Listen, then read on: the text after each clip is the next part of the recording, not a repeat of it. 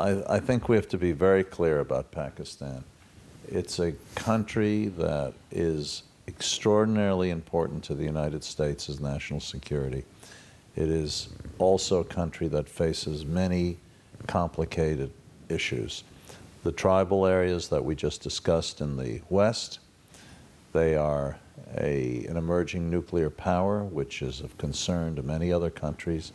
They have a long-standing and very troubled relationship with their giant neighbor to the east, which they were separated from at birth in August of 1947. Over 60% of the population earns less than $2 a day, the UN poverty line. Karachi, 18 million people, world's largest Muslim city, 4 hours of electricity a day. The political situation is very perilous. Half of its history has been controlled by the military. You might say, listening to that, well, why bother? But I tell you, if you have in the western part of the country, people are trying to attack us, and every New Yorker knows firsthand what that means. And if you have in the center of the country nuclear weapons, which you would never want to fall into the wrong hands, I believe, and I will take the position, that we have a national interest to help Pakistan through its troubles. This is not Vietnam. It is not an overextension of our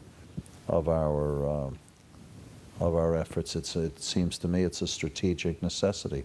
I don't think most people would argue the strategic importance of Pakistan. I think the not even criticism, just the painful fact is that we have the leverage that we have, that any outside power has, to make a country like Pakistan an effectively governed, a functioning democracy, even us, is relatively weak, no?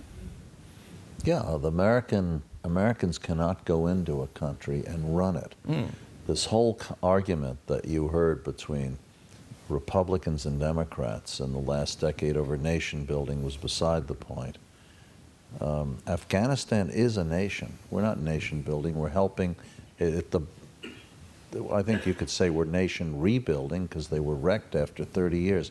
Pakistan is a particularly complicated case because of its history, but it was formed as a state, a Muslim state, but a secular state at the same time, and now there is a group of people who want to Islamicize it.